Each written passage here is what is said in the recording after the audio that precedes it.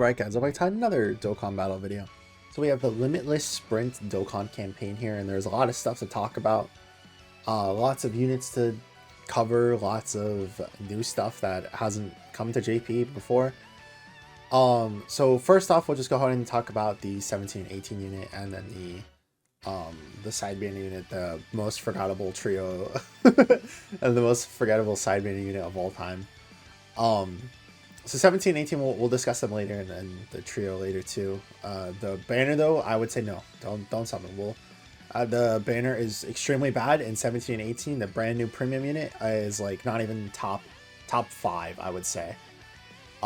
Their support is insane, but you want to run them on a Universal Survival Saga team, which no, well, that's not a good team right now. And even with the new UI Goku EZA on the JP version, there's still just not, like, you just run that Goku on other teams. You do not run them on Universal Survival Saga. The Limitless Sprint packs, if you want to get it, yeah, whatever, man. The Dragonstone sales are kind of weird because they don't actually tell you what sales are going to drop yet. And almost always they... Actually, let me just refresh and see if that maybe will show it then.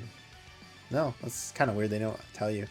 Anyways, if you do pull the new unit, again though, you probably shouldn't just go into the banner because it's not like a good category right now. They are bringing back the Dokkan Awakening support campaign. I believe from this banner onwards, this is always just going to be a thing. So if you aren't aware of what it is, you do missions to get more Dokkan Awakening medals, so that way it's not that bad to start farming the medals as much, which is really good. I do like this. I like the Dokkan Awakening support campaign. It helps a lot. Obviously the new Dokkan event, the new stages for the EZA, because it's Hellfighter 17, and then I believe it's the Android 18 as well. Then we have the reopening of the Universe 7 EZAs, new Krillin card, we have Ultimate Clash, some more characters from here that can be then EZA'd through here, I believe. More story events coming back. STR Jiren EZAs, and it happened, I guess. Like they made Jiren is and always was a unit that was built for SBR because he has like stuns and just like a kit made for it. And then it's just like they carried that over to after he EZA'd, and it just doesn't translate well because the game isn't in SBR being a hard stage anymore in anything. So like you could honestly argue, actually I don't even think it's like you could honestly argue, you could just straight up say Piccolo, who is on the banner as well, is just better than Jiren, and Jiren is supposed to be the new one who's EZAing too. So yeah, Jiren's EZAing. Don't get the packs through the tech hit EZA. They are EZAing. It was Frost, and then let me check the other two. I think it was like Boda Magetta, who actually Boda Magetta can be good if you're below the HP threshold. They're also EZAing Champa, and from what I remember, Champa and the Frost cards are just not it, unfortunately. But yeah, those units are also getting EZAs. Then we're getting more story events, and then I'm sorry, not story events. We're getting the reopening of them. And then this is the thing that I was going to be discussing earlier, like the brand new thing that wasn't on JP. They are having a Super Dokkan Summon ticket collecting missions. And then as you can see here, it is different from the All Pumped Up Weekly Pack 2. And I'm assuming the Weekly Pack 1... No, it's just called the Limitless Sprint Packs. So we could actually be seeing the All Pumped Up be for the LR. Like I think the Rebrienne Trio LR might actually just be that. Like that's actually kind of cool. Like that was exactly what I was saying, is that they should just release them very back to back to just kind of help them out, us catch up on global. But it is nice to see, because yeah, it says Limitless Sprint, and then it says week 2, weekly pack 2, so we'll see. And then for the Super Dokkan collecting summon tickets, I honestly don't know what it is, and this is mostly just speculation, so don't don't be surprised if what I'm about to say is not what it is. But I wouldn't be surprised if the global first that was being talked about is with these tickets. I do think that that's probably best case scenario though, that we're collecting tickets in preparation for the global first. And like I said, I do think the global first is 100% going to happen before the sync to kind of give JP that extra month, I guess, to catch up to global while we're also catching up to them. But again, I think that's I genuinely don't know if it's going to be that, but I would hope that it is something like that. And especially since it happens 5 days, right, after the 17 and 18 have already dropped, because 17 and 18 are dropping right now. They're dropping tonight.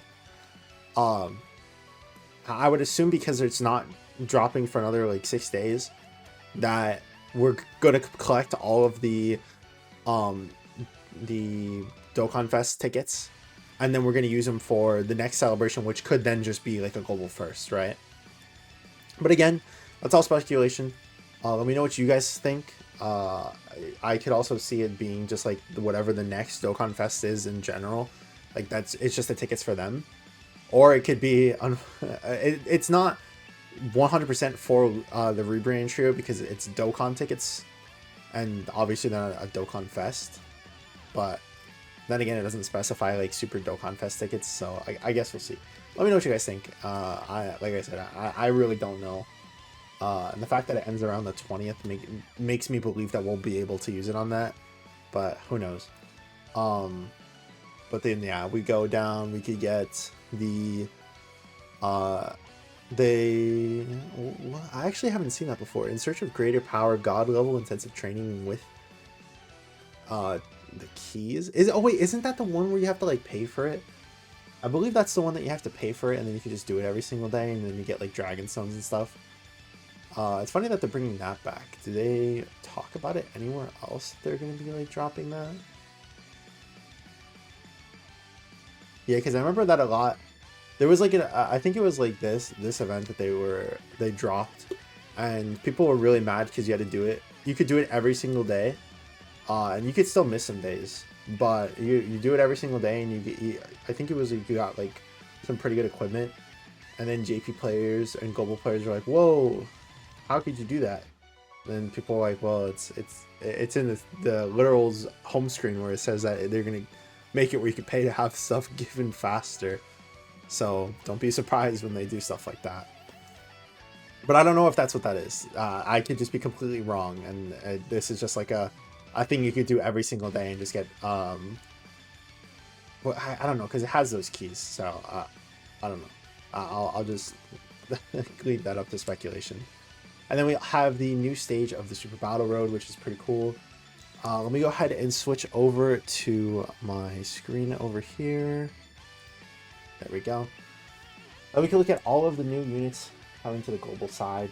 I will have to pull up Frost and all of those because unfortunately it hasn't been added to the global like data yet. So we'll go ahead and discuss the new unit, of course. Actually, I think I just had it where it was just like it, right? Yeah. 17 and 18, remember how earlier I was saying that the reason why you shouldn't get it is because of you want to run the Goku next to it. So they have the unit super attack, which just needs a Goku attacking in the same turn. But you may have already noticed they have all androids links, and then even with some of the Tournament of Power links here, like Tournament of Power and Fierce Battle, you're really only gonna get like 2 or 3 links with any Goku unit. So yeah, and then we have where they, like I said, have the really powerful super attack effects, where it's just 35% attack and defense for 2 turns. So both this rotation and the next rotation will be benefiting from that. So it's just like they tried making Bulma again, but like as a Dokkan Fest instead of an LR or a non-Dokkan Fest LR. But then they failed miserably. So they also massively raise their attack and defense for 1 turn. Or if you don't get the unit super attack, it's just attack and defense for 1 turn, right? Then if they have another Universe 7 category ally on the team, they will have the principles of 17 and 18. I think it's like 17 and 18 saying like they're going to be evil because Rebrand Trio was calling them evil, and then they're like, you know what, fine, we're evil. Like that, if that's what it takes, then sure, we'll play up the theatrics, you know. But yeah, then they make rainbow orbs. They get 17, 170 and 180% attack and defense, respectively. Plus an additional 50% attack and defense and 35% damage reduction when they perform a super attack. Then they get an additional 50% attack and high chance of performing a critical hit with 7 or more key spheres obtained. And then they also do the kind of like support down here. So they give 2 key and 35% attack and defense to tournament participants. So basically this is just like Universal Survival Saga, except it's only people who participated in the tournament. So if we just, I think they probably have it down here. You just pull it up on the side. It's just like, oh, my bad. I'm sorry. It's any tournament that has happened that somebody has participated in. So it's just like, you know, the World Martial Arts Tournament also has these guys, you know, the Universal Survival Saga Tournament. The Cell Games technically counts, you know, like all of that counts. The BoJack movie also has it where those units count as well. You know, it's just like any tournament style thing. So I got that confused. That was my bad. So yeah, it is a pretty open category as well. And then they get an additional 17 attack and 18% defense when they get 7 or more key spheres, which does play into the fact that they are making rainbow key spheres. Unfortunately, it's only for 4 turns though, which is, it does kind of suck. And then they get an additional 59% attack when performing a super attack and foreseeing the enemy's super attack within the character's attacking turn if there's an ally whose name is Goku attacking in the same turn. So it's like I said, it's like half their kit is just like, you know, having a Goku attacking in the same turn, and they truly need like an STR UI Goku on the turn to like be good. But it's just like, if you're running a UI Goku, you're just gonna run them with other Saiyans. You're gonna run them with stuff like Broly, with Gogeta, you know, with Physical God Goku. You're gonna run them with all these other options and better options in the 17 and 18. Because even when you get like all of this stuff activated, it just doesn't help, you know. And then one of the worst conditions I've seen, or one of the worst active skills I've ever seen of all time. They specifically change tech to int key spheres with their active skill, but it can only be activated when 78% or less, starting from the 5th turn of battle. Starting from the 5th turn of battle.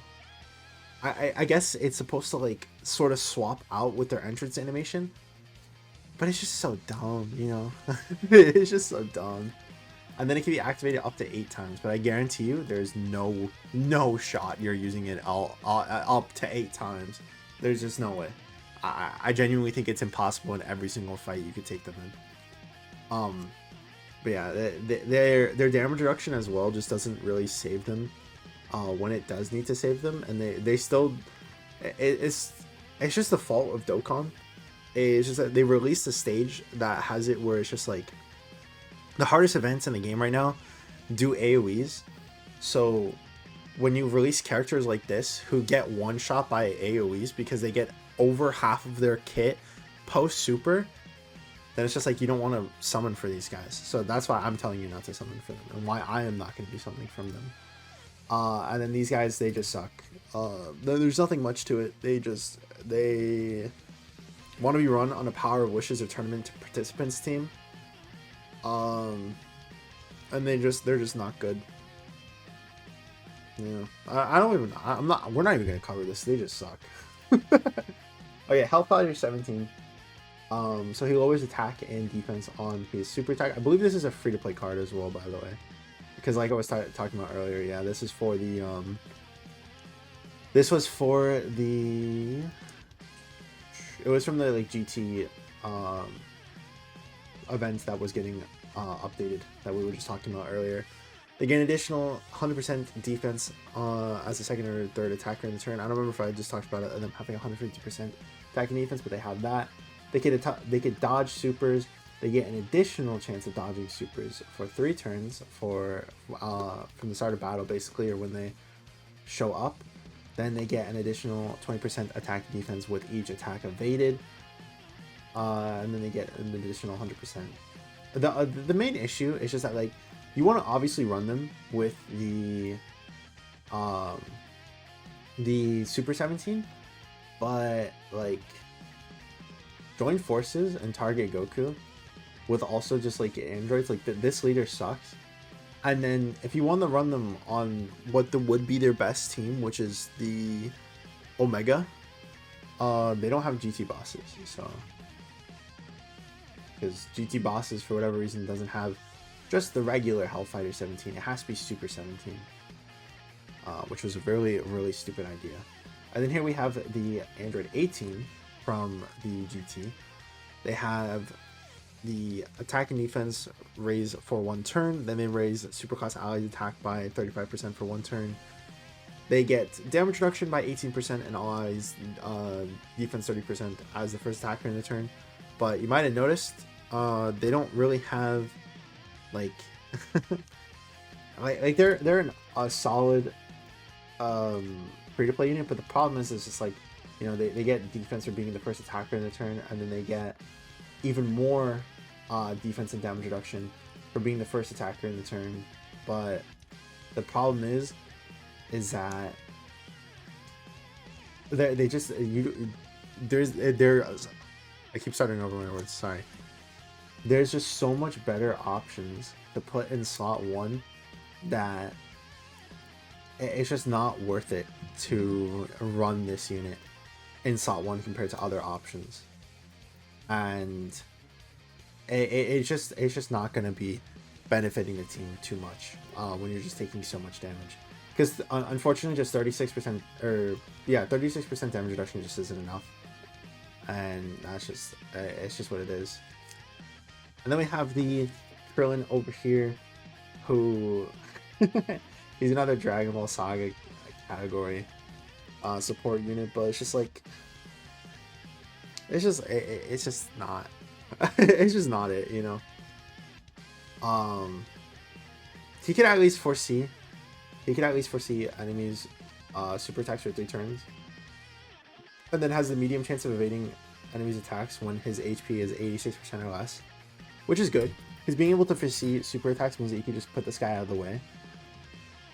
But the problem is that, like, when you have something like this in your passive, it makes it where they take out or they don't give you like too much defensive utility because of it, right?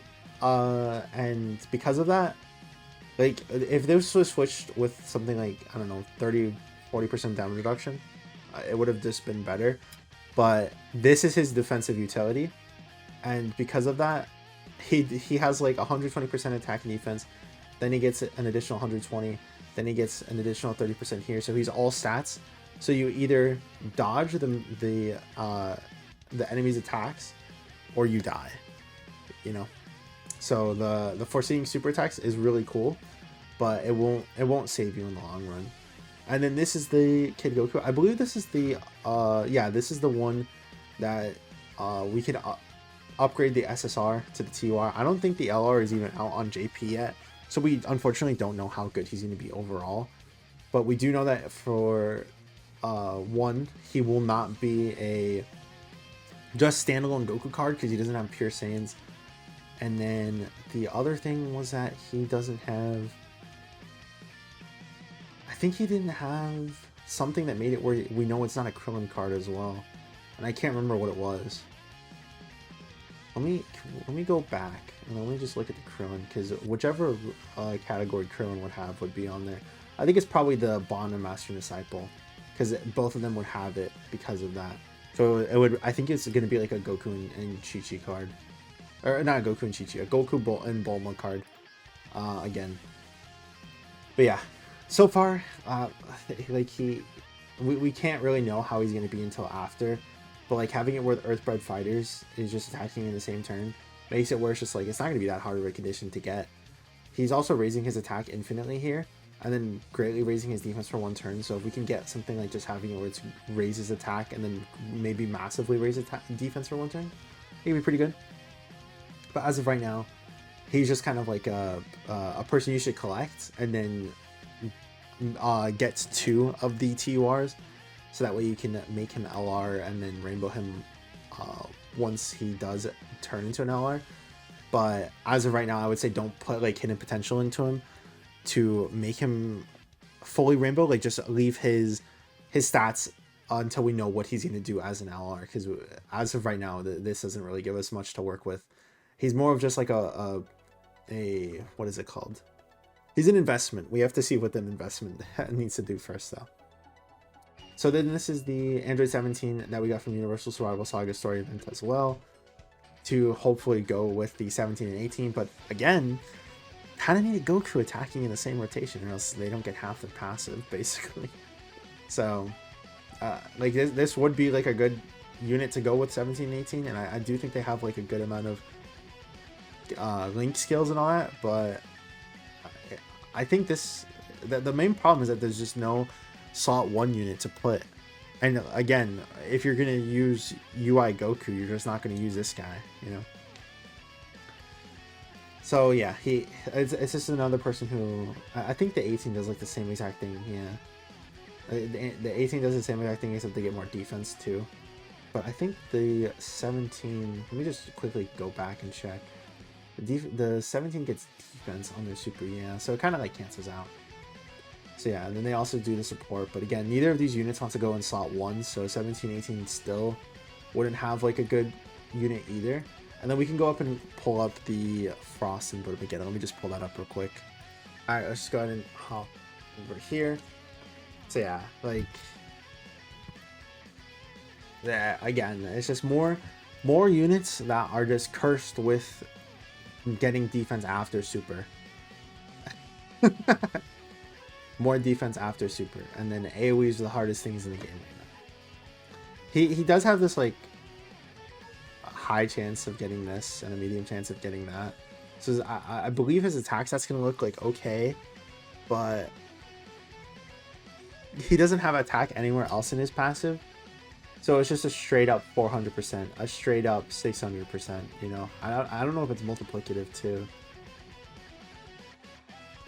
I don't believe his attack is multiplicative. I don't know. So yeah, like he can get like 1000% attack, but it is what it is, you know. Like he's just not a good ECA. And then finally, the God of Dokkan. So Budomageddon is actually like a pretty good unit from what I've seen as well. He does get defense per Universe 6 ally on the turn. I'm sorry, on the team. But then he also guards against all attacks when there is a Universe 6 category ally attacking in the same turn, or whenever his HP is 80% or below.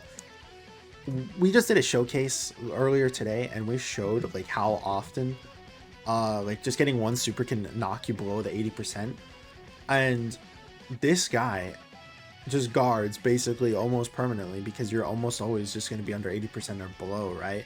Or if there's also just another Universe 6 category ally attacking in the same turn, they'll just be, you know, guarding regardless. The main issue is we can just go ahead and look over here and see that there's no Universe 6 category allies that are good right now. Like Kale is okay, and it really doesn't make sense that they didn't release this guy with Kale, but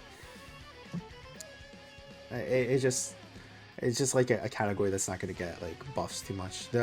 These guys do help though. The STR hit and the STR Kabe, they are very, very good, and they just easy 8 on JP. I think it was like 2 weeks ago or something, and they do help out the Universe 6 category a lot. So it does help out to have them on the team with Budomageddon, of course. Then he also gets an additional 60% attack and defense for 3 turns, and medium chance of launching an additional super attack within the same turn after receiving an attack. So basically put this guy in slot 1, let him eat all the hits. He'll have a pretty good amount of defense from what I remember. And, you know, he's like a pretty good option. He's easily the best unit out of literally this entire celebration. Or he's the most reliable, I would say. Because all the other ones just... like 17 and 18 is almost like a showcase unit, basically. You just have the 17 and 18 on, and Goku on the other turn, and then just do showcases with them, because that's just like literally all it is, you know. That's just what it is at the end of the day. So like I said, please don't summon on these guys. Like, just save your stones. Just skip. Because this is a good and free, like, 200 plus stones we're going to get in this celebration. So we have to not only save up for Saiyan Day, which is going to be coming up very soon. We also have to save up for this Dokkan first, or I'm sorry, this global first that's going to be coming up. We have to save up for Anniversary. We have to save up for the Super Saiyan 3 and Hirudegarn for those Golden Week units. There's a lot to save up for, so please do not get tempted by the 17-18. They're not worth it. UI Goku does not help them out because you don't want to run UI Goku on Universal Survival Saga, so please don't summon for them. Anyways, other than that, I hope you guys enjoyed the video. Sorry if I sound like a little bit what's the word? If I sound a little bit like, I guess just I don't want to say like not happy, but just not like excited about the celebration. That's what I should say. I'm not excited about the celebration. It's just not like a good celebration, and I'm gonna have to endure it for an entire month. So yeah, like I said, I'm not summoning on the 17-18. So that's also gonna be my like should you summon video. The summon video is actually, let me pull that up real quick. I totally forgot about that. I'm sorry. Okay. So Physical God Goku returns, pick him up with coins. Pathku also comes back, pick him up with coins. Kale sucks. Or Kale and Khalifa suck. Videl sucks. Kale is okay. Actually, no. I'm just gonna go ahead and put Kale in and that she sucks. Because I have tried using Kale, and at 55% she is not it. So do not pick her up with coins. God Goku, though, is nice to be returning. For sure. But it shouldn't make you summon on this banner. And if you have the coins and you really want God Goku, just pick him up with coins. Because there's no reason for you to summon on this banner. Especially when we have so much stuff coming up that it's just not worth it. And I'm the biggest God Goku fan, and I'm telling you not to summon on this banner.